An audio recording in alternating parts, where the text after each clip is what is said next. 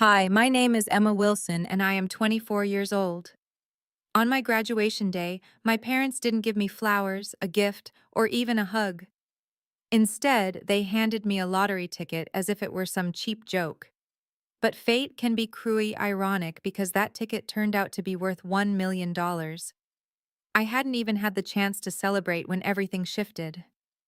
The moment they found out, instead of hugging me or saying congratulations, my parents and my sister Olivia surrounded me, insisting I had to give half the money to Olivia to save her failing art gallery. They didn't see it as my lucky break. To them, I was just a walking wallet. I refused. They yelled, "If you won't hand over the money, then pack your things and get out." I quietly gathered my belongings, walked away, and they thought they had won. But they had no idea that same money would become the foundation for a career that years later, when they had lost everything, would force them to come knocking at my door. And by then I was no longer the overlooked daughter. I was someone they no longer had the power to control. Before I continue my story, tell me in the comments where you are watching from. And let me ask you, have you ever had to fight for your worth against your own family? I was born and raised in Seattle, Washington, in a small house on the edge of the suburbs. That house had 2 bedrooms for the children, but the way my parents divided the space drew a clear line between the favorite and the leftover. My sister Olivia had the bigger room, almost double the size, with a wide window overlooking the backyard, painted a soft shade of pink, furnished with shelves and a study desk, carefully picked out by my parents. When I was finally old enough to have my own corner, they put me in the small room facing the street, so narrow that whenever a truck roared by, the whole room shook and the noise swallowed my sleep. My parents' explanation was simple. Olivia needs space to create her art. You only need somewhere to sleep. I didn't argue.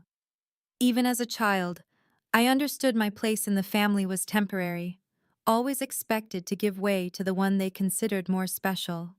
Olivia's closet was always packed with new dresses, stylish shoes, and endless shopping trips with Mom that lasted for hours in the Westfield Mall. For me, shopping usually ended in 10 minutes. Mom would grab the first shirt she saw and say, "This one looks fine, Emily. Take it so we can get going." The fabric was often stiff, the colors unflattering, sometimes too loose or too tight. But I never had the right to choose. I still remember the day I complained that a shirt was too tight. My mother looked at me coldly and said, "Then lose some weight. You complain no matter what we buy." That sentence followed me through my entire childhood, making me feel like a burden, never like a child who was loved. Family photos were perhaps the clearest proof of their favoritism. In every picture framed along the hallway, Olivia stood in the center, the light catching her radiant face, while my parents wrapped their arms around her as though she were the only one who mattered. I was usually pushed to the edge, sometimes even cropped halfway out when the photos were enlarged and hung on the wall. One year, my mother even hired a professional photographer to take an entire portrait series for Olivia when she was applying to art school, while my picture remained a rushed snapshot taken at school. Flat gray background, forced smile, nothing more. I never knew what it felt like to be cherished in those photos, because in every frame I was nothing more than an afterthought. The holidays, especially Christmas, only deepened the divide. On Christmas morning, Olivia would unwrap boxes filled with the newest iPad, an electric piano, or imported Italian paints. I sat nearby opening notebooks, clearance rack clothes that sagged off my shoulders, or sweaters 2 sizes too big. I once asked innocently, "Why does Santa like Olivia more than me?" My mother's voice was gentle but sharp underneath. "You should be grateful for what you have, Emily. Not everyone is blessed with artistic talent like Olivia. She needs investment. You only need enough to get by." At the time, I was too young to understand, but slowly, I realized my parents never saw me as a child to nurture. I was only the shadow they used to highlight Olivia's brilliance. I remember the day Olivia casually said she wanted to try violin. Within a week, my parents bought her a brand new instrument, and hired a private teacher. I, on the other hand, only asked for a Lego robotics set, about $100, so I could join the science club at school. They shut me down instantly, saying it was too expensive and unnecessary. My mother added, "Stop being demanding, Emily. Focus on practical things." Creativity is Olivia's territory. Each time she said that, something inside me sank. It was clear that my dreams, my passions, didn't even measure up to one fleeting whim of Olivia's. I once tried to find comfort in my father, but his response was just as cold. One evening, I showed him a math test where I had earned a perfect score. He glanced at it briefly and said, "Good. Now you can help Olivia with her homework." No praise, no encouragement. Yet, when Olivia brought home a C+ in math, my mother proudly taped it to the refrigerator as if it were a trophy, and even called my grandmother, saying, "She has real potential in math."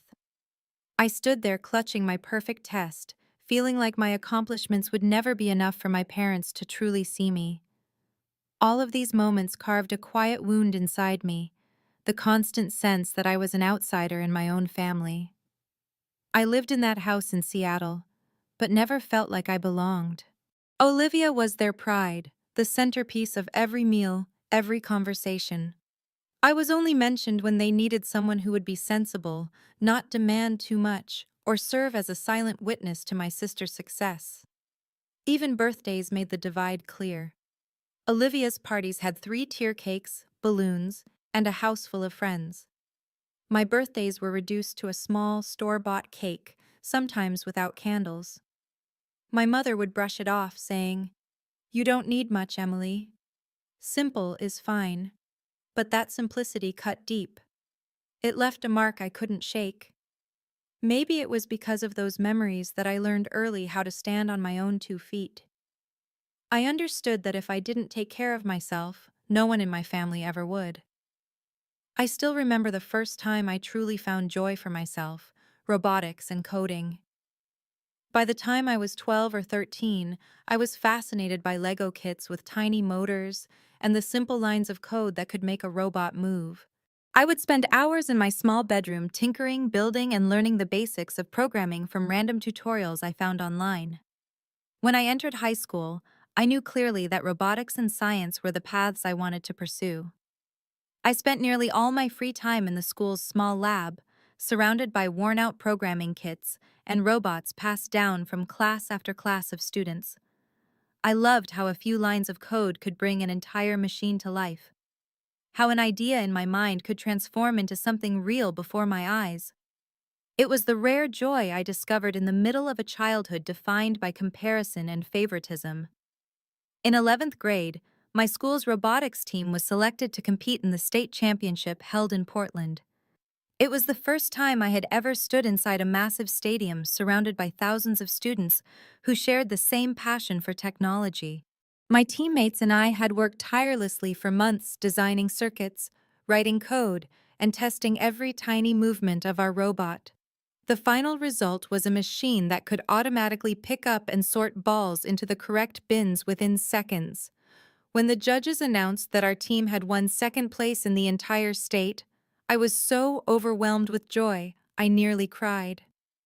That moment felt as precious to me as any prestigious diploma. But that joy quickly dissolved when I looked up into the stands. Not a single member of my family was there. My parents didn't come, and of course neither did Olivia. After receiving the award, I called home, my voice still trembling with excitement, only to hear my mother respond flatly, "Uh-huh, that's good. Oh, by the way, Olivia had an art exhibition at school today. A lot of people praised her work. You should congratulate her." I froze. So that was the reason they weren't there for me on one of the most important days of my life, because of a small high school art show where Olivia had hung a few simple sketches in a hallway. In my parents' eyes, that exhibition outweighed the achievement I had poured every ounce of my energy into. That night when I came home, the living room lights were glowing. The dining table was set with fruit, pastries, and wine. For a brief moment, I thought maybe they had planned a surprise celebration for me. But the moment I stepped inside, the truth hit me. The entire party was for Olivia to congratulate her on her unexpectedly successful art exhibition. Olivia's friends, neighbors, and relatives were all there raising their glasses to praise her natural artistic talent. I sat quietly in the corner, my silver medal still hanging around my neck. But no one even bothered to glance at it. When I tried to hand it to my father, he barely glanced at it before setting it down on the table, turning back immediately to continue discussing one of Olivia's landscape paintings. I don't remember what I ate that night. What I do remember is the icy feeling running down my spine. That house, which had never truly felt warm to me, suddenly felt like a grand theater with only one star, Olivia, while I was the forgotten audience. Later that night, I unclasped the medal and tucked it away in my desk drawer, never to bring it out again, because I already knew in that space it would never be recognized. High school went on like that year after year, where my achievements were brushed aside while Olivia's smallest steps were inflated into victories. When Olivia won a consolation prize in a county art competition, my parents threw a backyard barbecue and invited friends over to celebrate. When I earned an A+ in an advanced math exam, my mother simply reminded me, "Make sure to tutor Olivia. She struggles in that subject." Even when I was selected for the school's honor society, my parents didn't bother to show up at the induction ceremony. Yet, they never once missed any of Olivia's art events, no matter how small. That was when I began to see the pattern clearly.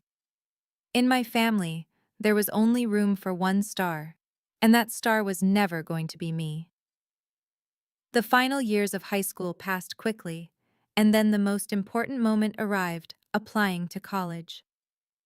While my friends chatted excitedly about their dream schools, I quietly chose the path I knew fit me best: software engineering at the University of Washington at Bellevue, one of the most respected technology programs in the state.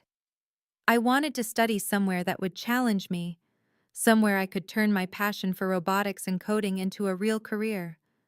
For me, it wasn't just about chasing a dream. It was about finally stepping out of Olivia's shadow and leaving behind the years of being dismissed and overlooked. Olivia's path was very different.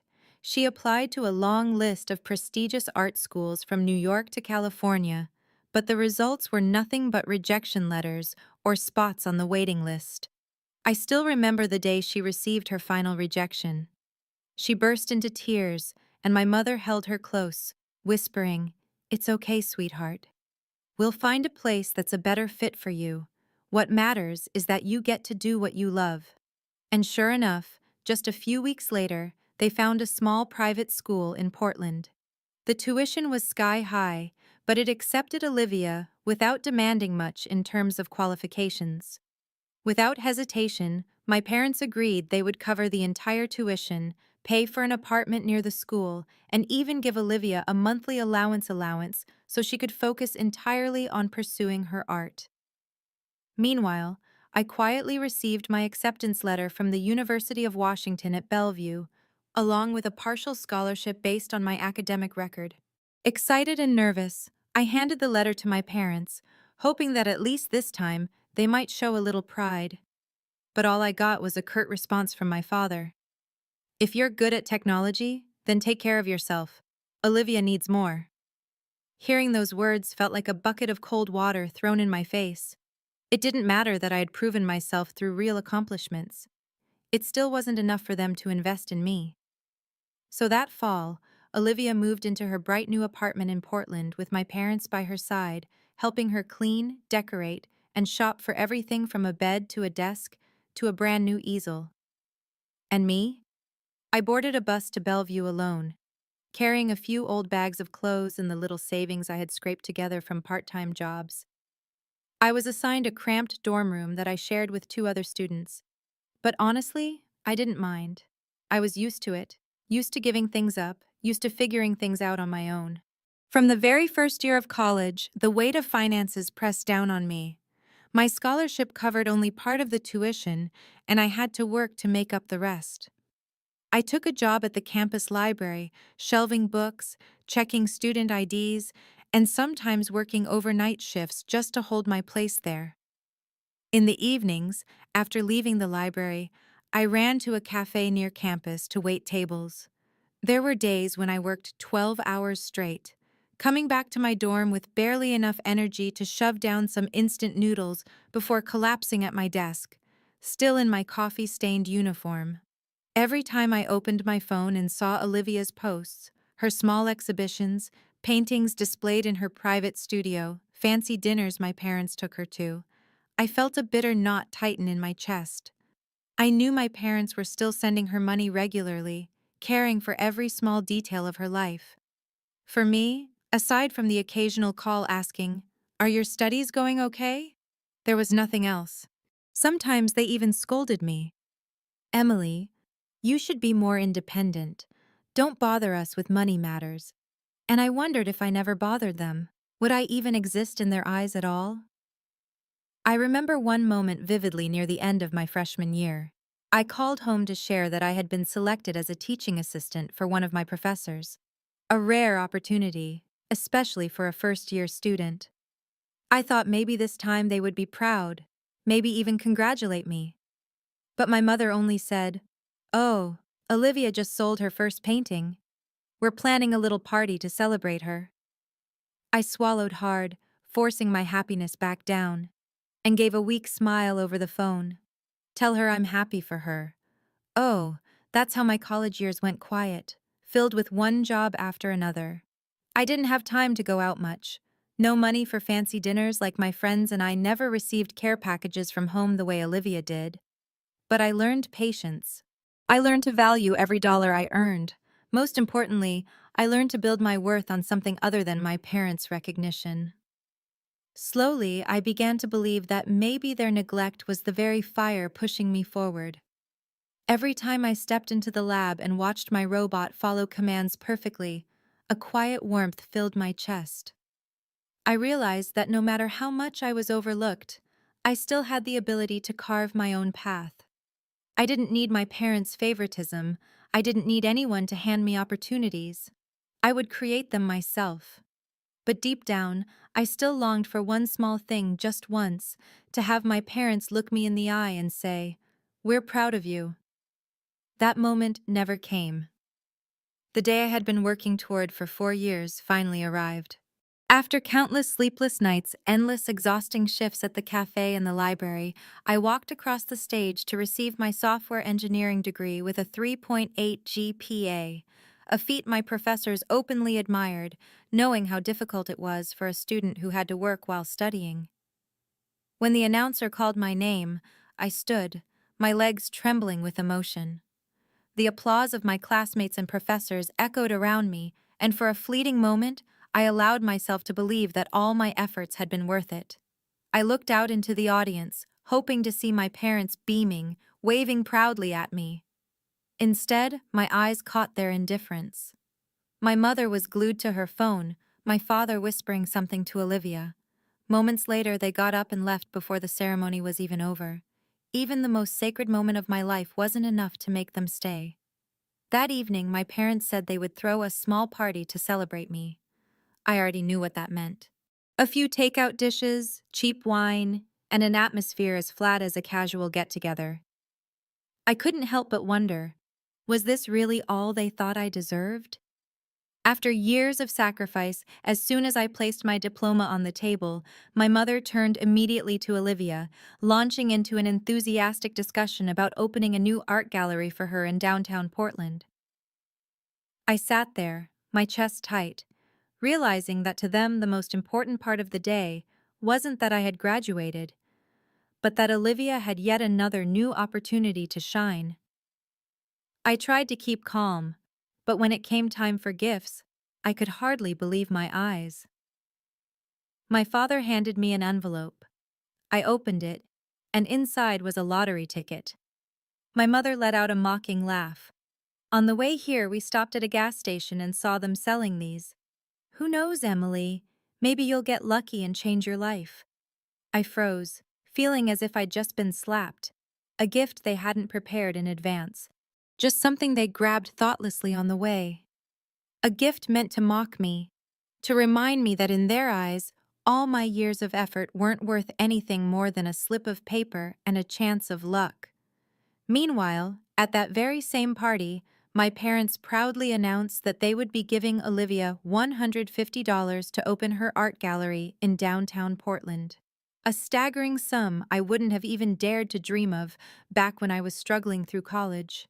Olivia beamed, hugging our parents tightly, while everyone around clapped and cheered. I sat there holding back tears, asking myself what I had done to deserve such blatant unfairness. I had earned a 3.8 GPA. I had a clear career path ahead, and yet Olivia, who had only sold a handful of small paintings to her friends, was the one hailed as the future of the family. I leaned back in my chair, swallowing a bitter sigh. In my head, a cold truth echoed. They would never change. They would never see my true worth. At first, I thought about throwing the lottery ticket away. I didn't believe in luck, and I certainly didn't want to keep a gift that felt like pure humiliation. But in a moment of weakness, I slipped it into my wallet, deciding it would serve as a bitter reminder of the day my parents diminished me. Even as I stood on the stage of triumph, I never imagined that very ticket would become the turning point of my entire life. I still remember that night like a strange dream. After the dull graduation party, I went back to my room. I pulled the ticket from my wallet, planning to check the numbers just once before tossing it in the trash, so I wouldn't be haunted by the memory of such a cruel gift. But the longer I stared at those faint numbers printed across the paper, the stronger my curiosity grew. I picked up my phone, opened the Washington Lottery website, and typed in the sequence. For a moment, my heart stopped. The first number matched, then the second. I kept checking until the very last one, and every single number lined up. I collapsed onto my bed, my heart pounding wildly. I couldn't believe my eyes. For the first time in my life, I had actually won, but not the recognition from my parents I had always longed for. Instead, it was a stroke of luck handed to me by fate. I checked the numbers over and over again, at least 10 times, then even used the lottery app on my phone just to be certain. There was no doubt about it. I had won the jackpot, $1 million. At first, my emotions were a whirlwind. I laughed. Then I cried. I laughed at the irony my parents had handed me that ticket as a joke, a way to diminish my achievement. Yet, it was the very thing that opened a brand new door for me. And I cried from the bitterness, because maybe fate itself was fairer than my own parents had ever been. I sat there in the dark, clutching the ticket tightly, as if it were the only proof I had that I, too, deserved a brilliant future. But the joy quickly gave way to fear. I knew my parents all too well. If they ever found out, they wouldn't stop until every cent ended up in Olivia's hands. In their eyes, I had never been the one who needed help. Everything I earned was dismissed with the same excuse. You're capable. You can handle it. Meanwhile, no matter how many times Olivia failed, she was rescued, funded, and encouraged to keep dreaming. And I knew without a doubt that the $1 million would become the capital Olivia needed for a fresh start if I wasn't careful. The very next day, I made a decision I wouldn't tell my family. Instead, I went to a highly recommended financial law office in Seattle. Sitting across from the lawyer, my hands trembled as I placed the ticket on the table. He glanced at it, then gave me a small, knowing smile. Congratulations, Emily. This is the beginning of a turning point in your life, but beginnings are always the hardest. The most important thing now is protecting this money.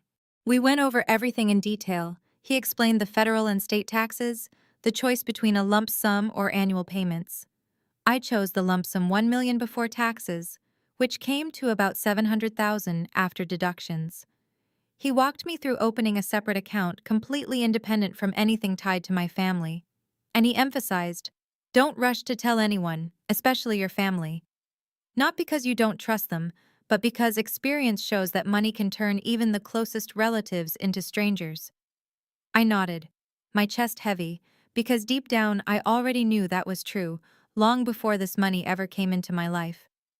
I went to the lottery office to complete the paperwork, posing with the oversized check as part of the ritual. I smiled for the camera, but inside all I felt was dread. I couldn't stop wondering how my parents would react when they saw my face on the local news. I could picture it clearly, their expressions, not glowing with pride, but lighting up at the scent of money. After collecting the prize, I spent several sessions with a financial advisor, planning for the future. He helped me map it out, put a portion into safe investments like bonds, set aside some to buy a home, and keep a share for starting a business. For the first time, I could faintly imagine a new life, a life without 12-hour shifts, without instant noodles for dinner, without the constant fear every time a bill came due. For the first time ever, I saw a path laid out in front of me, a path I had built for myself, not one dictated by my parents, not one shadowed by Olivia. And yet joy was tangled with worry. I remembered my parents' words. Family means sharing, Emily. You can't just think about yourself. For years, that phrase had been used to force me into sacrifice, to push me into giving up opportunities for Olivia. I knew without a doubt they would say the same thing when they found out about the lottery. They would insist, Olivia needs money to keep her gallery running. You have your degree now. You'll have a career. Just give her a portion. And this time I knew I would have to face them directly. There would be no avoiding it. Those nights I could hardly sleep. I tossed and turned, caught between excitement and unease. I thought about the future, about the little apartment I could finally buy, about the steady job waiting for me as a software engineer, and most of all about the day I might open a company of my own. But then I also thought about my parents' eyes, the way their voices softened only when they said Olivia's name, the way they had dismissed every effort I ever made. Would I be strong enough to hold on to this money, to hold on to this chance to change my life? I knew it was only a matter of time before my parents found out. News of someone in Seattle winning $1 million jackpot couldn't stay hidden for long, especially not with my photo holding that oversized check printed on the local news site. I tried to pretend nothing had happened, to keep quiet for a few more days, clinging to the fragile calm inside a house that had never truly felt warm. One late afternoon, I came home from my library shift and immediately felt the change in the air. Stepping into the living room, I froze. My parents and Olivia were all sitting there as if they had been waiting for me. On the coffee table lay the photo of me with the giant check, neatly printed and placed like evidence in a family trial. The tension was so thick I could hear my own heartbeat pounding in my ears. I set my bag down and sat across from them, trying to steady my breathing. I knew this was at the beginning of the confrontation I could no longer avoid. You kept this from us very well, my father began, his tone laced not with pride, but with accusation. I pressed my lips together, silent. My mother wasted no time circling the point. Emily, we need to have a serious talk. You're an adult now, and you should understand how important family is. Olivia is struggling with her gallery. You need to give her half that money, at least 500,000. That's the only way to secure the future of this family. I was stunned. I had prepared myself for the demand, but hearing it out loud still pierced me like a knife. Mom, Dad, you're not even going to congratulate me? My voice trembled. I just graduated with a 3.8 GPA. I just won the lottery. And all you can think about is how Olivia can get more money. My mother's brows knitted together. Don't be selfish. You already have a degree. You already have a stable career ahead of you. What more do you need? And besides, that ticket was bought by us, not by you. That something inside me snapped. Years of being dismissed, overlooked, cast aside, all of it came rushing up like a flood that could no longer be contained. I laughed bitterly, no longer willing to sit in silence. Stable. Do you have any idea that I had to work 12-hour days just to pay for tuition? Do you know I never received a single cent of support while Olivia was coddled in every possible way? When I won second place at the state robotics competition, who was there cheering for me? No one. But when Olivia hung a few drawings in a school hallway, You threw her a party as if she just held an exhibition in New York. Where was the fairness in that? Olivia leaned back in her chair, arms crossed, her tone dripping with disdain. You always love to play the victim. Mom and Dad treated us both fairly. You're just too sensitive. I turned to her, a cold smile on my face. Fairly? When you needed the bigger room, I was shoved into the tiny one by the noisy street. When you got new dresses, I wore clearance rack clothes. When you wanted summer art classes, they sent you all the way to New York. And when I asked for a tech camp, I got one answer: too expensive. If that's your definition of fairness, then I must be living in a different world. My father slammed his hand on the table, his voice booming. Enough! Don't you dare be disrespectful. You're sitting on $1 million. All we're asking is for you to share half, and everything will be fine. Family means sacrifice for each other. I looked straight into his eyes and said each word carefully. Sacrifice for each other. For 24 years, I've sacrificed more than enough. I learned to feed myself, to pay my own tuition, to stand on my own without a single bit of help from you. Meanwhile, Olivia has been lifted up no matter how many times she failed. And now, when I finally have a chance to change my life, you want to take that away too. Well, I'm sorry. This time, I will not sacrifice. The air in the room grew thick. Every word I spoke cutting into them like a blade. My mother trembled with rage. My father's face turned red, and Olivia let out a sharp laugh. You really think you can do anything with that money? You'll waste it sooner or later. Better to cash it to someone who actually knows how to use it. My father shot to his feet, pointing at the door.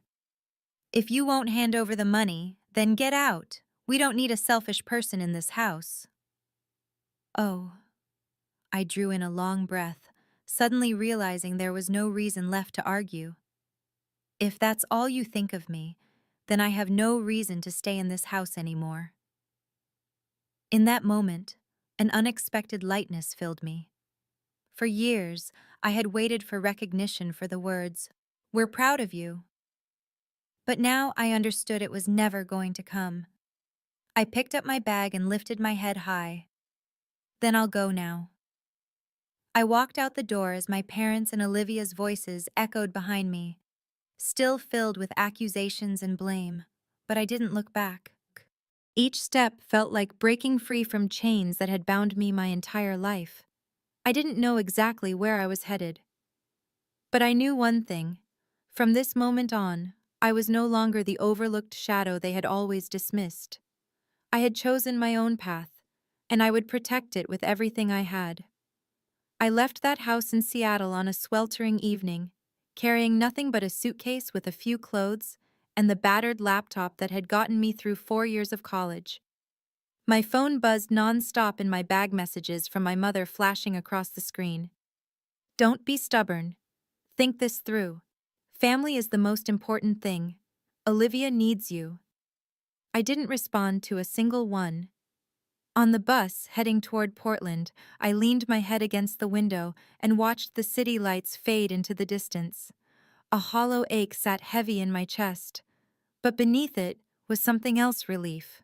For all those years, I had been chained to that house, to endless comparisons, to unreasonable demands for sacrifice. But this time, I had finally cut the cord. It only took a day for me to find a small apartment on the outskirts of Portland, not far from downtown, barely 400 square feet, with plain white walls. But to me, it felt like my own kingdom. For the first time in my life, I had the freedom to arrange a space entirely my way. I bought an old wooden desk from a second-hand shop, set my laptop on it, and called it my office. On the wall, I taped sheets of paper divided into columns, one for safe investments, one for startup projects, and one for personal dreams. The lottery money after taxes wasn't enough to let me relax for life, but it was enough to launch a new beginning, one where I no longer had to tremble every time I opened a bill. In those early days, I went to the bank, opened a private account, and worked with my lawyer to set up a trust to protect my assets. I spent hours reading investment documents, researching small tech startups in Portland, and jotting down every idea that came to me. I felt a rush of excitement, as if after years of living in shadows, I had finally stepped into the light. But beneath that joy lingered a constant worry. My parents and Olivia would not give up so easily. And just as I feared, a few days later, I had to return to the old house to collect important documents I had accidentally left behind. My birth certificate, tax records, and a few certificates I would need for my future work. I went early in the morning, thinking they'd still be asleep. But when I opened the door, the sight that greeted me left me frozen. The living room was littered with shredded paper. On the coffee table lay what was left of the oversized lottery check I'd been given for the photo at the lottery office. The ceremonial prop now torn into jagged scraps as though someone had ripped it apart in a fit of rage. Olivia sat cross-legged on the sofa, her eyes gleaming with triumph. My mother looked at me with a satisfied smirk while my father leaned back in his chair, arms crossed as if he had just carried out an act of justice. "You came just in time," my mother said, her voice sweet but dripping with mockery. "We just solved the problem. No check means no way for you to keep that money all to yourself." Olivia lifted a scrap of paper, half my name still visible on it, and let out a sharp laugh. "Looks like you're empty-handed now, Emily. You'd better do what they say." I froze for a moment, then suddenly burst out laughing. At first, it was a quiet chuckle, but it quickly grew into loud, rolling laughter that filled the entire room. My parents and Olivia stared at me like I had lost my mind. "What's so funny?" my father barked, wiping tears from my eyes. I kept laughing. "Oh my God, do you honestly think that check was real money? You thought tearing it up would destroy $1 million? That was just a prop for the photo. The money was deposited into my account that very same day." The room went silent, frozen. The smile slipped off Olivia's face. My mother's expression went pale, and my father just stared blankly at the scraps of paper on the floor. I walked over to the table, picked up one of the torn pieces, held it up in front of them, and said coldly, "You've just made fools of yourselves. Never has it been so clear to you. I've never been a daughter, only a walking wallet. And when you couldn't squeeze money out of me, you chose to destroy, hoping to drag me down with you. But I'm sorry, I won't fall that easily. Emily, we didn't know. We just—" My mother stammered. I cut her off, my voice sharp as a blade. "Didn't know. Didn't know that I've grown up, that I'm smart enough to protect myself. Or didn't know that you've just proved me right, that I've never truly had a family in this house." Olivia sat in silence, biting her lip, her eyes still burning with hostility. My father tried to summon his old authority, his voice heavy with force. "Say whatever you want. We're still family. You can't just cut us off like this." I looked at him, memories flashing every time I was left behind. Every accomplishment dismissed. Every party thrown only for Olivia. I drew in a deep breath and spoke slowly, firmly. "Family. Family isn't a place where one child is treated like they don't exist. Family isn't a place where one is always forced to sacrifice for another. If that's your definition of family, then I'd rather have none at all." 1. I gathered the documents I needed and stuffed them quickly into my bag before heading straight for the door. Behind me, I heard my mother's desperate voice cry out, "Emily, don't go." "We can talk about this." But I didn't stop. I didn't turn back. Inside me, it felt like a door had just closed forever. I knew then that I had severed the last thread tying me to them. Stepping out of that house, I drew in a long breath, and the Portland sky felt wider than it ever had before. I knew there would still be struggles, still obstacles waiting ahead. But I also knew that for the first time in my life, I was truly free. From that moment on, I was no longer the daughter dismissed by her parents, no longer the shadow trailing behind Olivia. I was Emily Wilson, the only one holding the key to my own future. After leaving that house filled with scraps of torn paper and bitter stares, I returned to my little apartment in Portland, with the mindset of someone who had just broken free from chains. I sat for hours at my old wooden desk, staring at the notes I had taped to the wall. On one side was safety savings, bonds, a cushion for risk. On the other side was dreams. Launching my own software company, turning all those years tinkering with robotics and coding into a real career path. I knew $1 million wasn't enough to last a lifetime, but it was enough to begin. And if there was one thing my childhood of neglect had taught me, it was this. Opportunities don't come twice, and when they appear, you have to grab them with both hands. The first person I thought of was Maria Lopez, my closest friend from college. Maria was the daughter of a Mexican immigrant family. She studied the same major I did, but unlike me, she carried a light, positive energy that lifted everyone around her. We had pulled all-nighters together for projects, shared sandwiches in the library, and once dreamed about running a small software company of our own. I picked up the phone, my voice a mix of nerves and excitement. "Maria, do you remember our dream? It's time to make it real." We met in Seattle Manifests at a little cafe near our old university. I told Maria everything about winning the lottery, about wanting to invest in the future, and her eyes lit up. "Emily, I've been waiting for this day. I'll handle operations. You handle the tech. We can do this." We shook hands. No contracts, no oaths, just a shared belief that we were ready. With $200,000, Maria and I mapped out every detail. Part of it went toward renting a modest office in downtown Seattle. Not fancy, just enough space for 4 desks, a few swivel chairs, and one big whiteboard. Another part went to equipment, servers, high-performance computers, licensed software. The rest was set aside for 1 year of salaries for our first 3 hires. Fresh graduates full of energy, willing to work hard for a modest but fair wage. The day we hung the sign Apex Solutions above the office door, I stepped back and stared at the letters trembling under the Washington sun.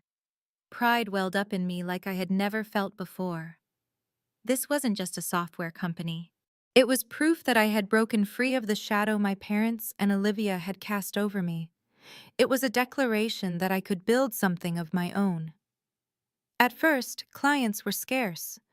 We went door-to-door at small and mid-sized businesses around Seattle, pitching our services, inventory management systems, process optimization tools, customized e-commerce platforms.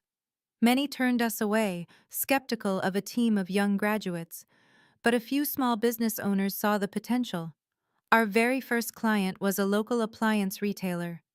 Their outdated inventory system constantly caused errors, costing them thousands every month. We built them a real-time inventory management program integrated directly onto tablets, cutting their losses by more than 30% in just 3 months. When they handed us a check for $15,000, I held it with trembling hands. For the first time in my life, I was earning money not from grueling part-time shifts but from my own mind and passion. Slowly, word began to spread. A small coffee shop chain hired us to build an online ordering system. A transportation company contracted us to develop a vehicle tracking platform.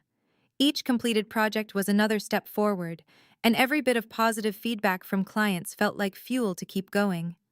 Maria handled project management, scheduling, and client relations, while I oversaw the technical architecture and worked side by side with our 3 programmers, coding late into the night. We lived on cold pizza and instant coffee, often pushing through until midnight. But none of us felt tired because for the first time, we were building a future that was truly ours. I used a small portion of the remaining lottery money to stabilize my personal life. I rented a slightly larger apartment in Seattle and bought a used but reliable car to get around. Most of the money, though, I put into safe investments just as my lawyer had advised. I didn't want to become another cautionary tale of someone who hit the jackpot only to go bankrupt a few years later. I wanted to prove that I was different, that I could turn luck into a solid foundation. Whenever I thought of my parents and Olivia, a complicated wave of emotion rose inside me. To them, I had always been a shadow, an afterthought. Yet here I was, running a small but growing company, creating jobs for others, slowly carving my name into the tech landscape of Washington. I didn't need their recognition anymore. The acknowledgement from myself, from Maria, from our satisfied clients, that was enough.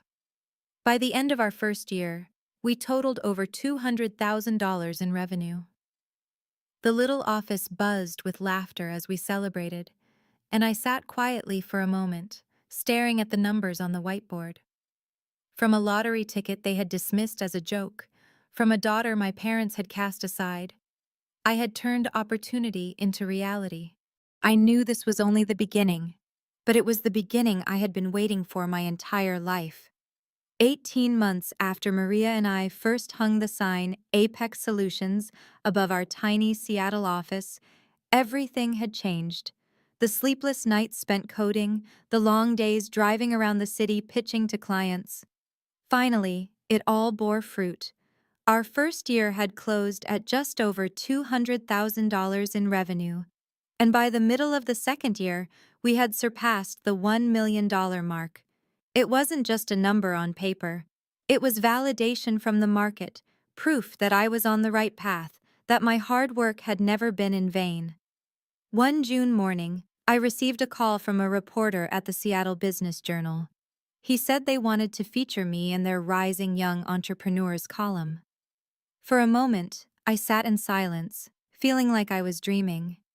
I thought back to all the times my parents had called Olivia the pride of the family simply because she had a tiny art gallery. And now it was my name appearing in print under the headline "From Nothing to a Million in Revenue." The journey of Apex Solutions and its young female founder. When the article went live, new clients began reaching out, and I received invitations to collaborate with larger companies. I rewarded myself with a milestone, buying a luxury apartment in the heart of Seattle. It was on a high floor with a wide balcony that overlooked the glittering city lights at night. I handpicked every piece of furniture from a leather sofa to walnut bookshelves, not to show off, but to remind myself that I had climbed out of the past. Each morning, as I brewed coffee and watched the city glow beneath the rising sun, I felt it clearly. I was living a life I had once believed was only a dream. Meanwhile, on the other side of the story, my family was stepping into shadow. Olivia's gallery, the place my parents once praised endlessly, calling her born to be an artist and a girl with impeccable taste, was growing emptier by the week. At first, they blamed the economy. Then they blamed customers for not understanding art. But the truth was obvious to everyone. Olivia didn't know how to manage money, bought and sold on whim, and had no business strategy to sustain her. When the debts piled up, my parents were forced to mortgage the family home to keep Olivia's gallery afloat. I heard the news through a relative, and a sharp ache twisted in my chest. That house had once been called the sacred home that could never be compromised. They had even been willing to throw me out just to preserve it for Olivia. And yet, in the end, they were the ones who put it on the line. Things unraveled quickly. When Olivia couldn't keep up with the bank payments, the house was foreclosed. My parents, the same people who once boasted that they never needed anyone's help, were now reduced to renting a cheap apartment on the outskirts of town. The elegant living room photos that had once decorated their walls became nothing more than memories. In the eyes of the neighbors, they had gone from a family to be admired to a cautionary tale of failure. I knew everything that was happening, but I didn't intervene. I was no longer that 18-year-old girl breaking herself just to earn their approval. I had learned to draw boundaries. Then one day while I was at the Apex office, Maria walked in and whispered, "Emily, there are some people here to see you. They say they're your family." I looked up and sure enough, through the glass door stood my parents and Olivia. Their clothes were plain, stripped of the pride and polish they once carried. Olivia stared at the floor, and my mother forced a strained, awkward smile. They stepped inside. The air grew so heavy that the entire office fell silent. My father was the first to speak. "Emily, I know we made mistakes in the past, but things are very difficult for the family now. Could you lend a hand? After all, we're still family. I I looked at them, and there was no gloating in me, none of the triumph I once imagined. All I felt was a vast emptiness. Slowly, carefully, I replied, family is not a place that only knows how to take. I spent 24 years learning that lesson. No one said another word. Olivia's eyes brimmed with tears. My mother turned her face away, and my father sat in silence. They were waiting for me to extend my hand the way I had so many times before. But this time, I wasn't going to carry their burdens. I had a life of my own now. After they left, Maria came over and placed a hand on my shoulder. "Are you okay?" she asked gently. I nodded. "Yeah, I'm okay." Because for once, I finally said the thing I should have said a long time ago. That night, I sat on the balcony of my apartment looking out at the stretch of Seattle lights glowing beneath me. I knew then that my family hadn't fallen apart because I walked away. They had collapsed under the weight of their own choices. As for me, the child who had once been discarded, I had become a woman with a career, a future, and most importantly, freedom. The days that followed felt like the start of an entirely new chapter. No more sleepless nights wondering if I'd ever be good enough in my parents' eyes. No more secret tears, as Olivia was celebrated while I stood in her shadow. Instead, I lived with intention, with pride, and with gratitude for myself for not giving up. When Apex Solutions crossed $3 million in revenue in our third year, I bought myself a gift, a new car. It wasn't just a luxury vehicle. It was a symbol of the long road I had traveled. I remembered the years of riding the bus for hours to get to class, clutching my old laptop and a bag of cheap snacks. Now, sitting behind the wheel of my new car, I knew every drop of sweat from those days had been worth it. But I didn't stop at celebrating. I wanted to send a message. I bought several copies of the Seattle Business Journal. The issue with my face on the cover under the bold headline, "Young Tech Entrepreneur Builds Multi-Million-Dollar Company." I slipped one into an envelope. No letter, no words, just the magazine with my confident smile staring back, and I mailed it directly to the small rented apartment where my parents and Olivia now lived. I knew the moment they opened that envelope, it would cut deep into their pride. They would remember all the times they dismissed me, all the times they made me feel like I was nothing. And now the truth was undeniable. The daughter they had cast aside was the one on the cover of a business magazine. While their so-called pride had failed spectacularly, I didn't need to shout at them. See, I was right. The magazine cover did that for me. As my career grew stronger, my heart also found peace. David, the man who had stood by me since the earliest days of Apex, asked me to marry him. He didn't love me for the spotlight, nor lean on me for money. He loved me when I was just a girl obsessed with her work, still scrambling for our very first client. Our wedding was simple but warm, held in a small garden in Seattle with close friends and colleagues. My parents weren't there. Olivia wasn't there. And yet, I didn't feel anything was missing. I understood then that real happiness doesn't depend on who stands beside you on your wedding day. It depends on whether you've chosen the right person to walk beside you for life. After the wedding, David and I moved into a new house not far from the office. Mornings were spent cooking breakfast together, weekends strolling through the park. That quiet, loving rhythm of life was something I had never known in my old family, and it was exactly what healed the deepest wounds inside me. Sometimes I still think about my parents. I wonder if they ever feel regret. If they ever look at Olivia's failures and remember all the times they told me I would never be good enough. But then I realize those questions don't matter anymore. I don't need answers from them to define my worth. I've already learned how to write that definition myself. Standing on the balcony of my new home, looking out at the city lights glowing bright, I whispered to myself and to anyone listening to my story. Never let anyone force you to share the fruits of your labor just because they carry the title of family. Blood does not equal love, and real love never comes with exploitation or favoritism. Perhaps the greatest lesson I've learned is this: the sweetest revenge isn't making others suffer. It's finding success and happiness, living a life of freedom, free from toxic chains. If you are in the place I once was, overlooked, dismissed, having your efforts taken without recognition, I want you to know you are not alone. You have the right to walk away. You have the right to protect what is yours. You have the right to build your own home, your own family, your own life without needing permission or validation from those who once hurt you. It took me 24 years to understand that sometimes the best thing you can do for yourself is stop clinging to relationships that have already rotted. Save that energy for nourishing yourself, for your career, for friendships and love that are truly worthy. When you do, you'll discover a freedom you never thought possible. Today, I have a solid career, a kind partner, and a peaceful life. I no longer need my parents' recognition.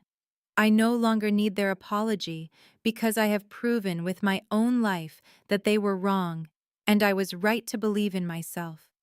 My story ends here, but I hope it opens something in you. If you are standing at a crossroads, belittled by family, forced to sacrifice for others, remember you do not owe them your entire life. The only debt you carry is to yourself, a debt to live happily, and you deserve that.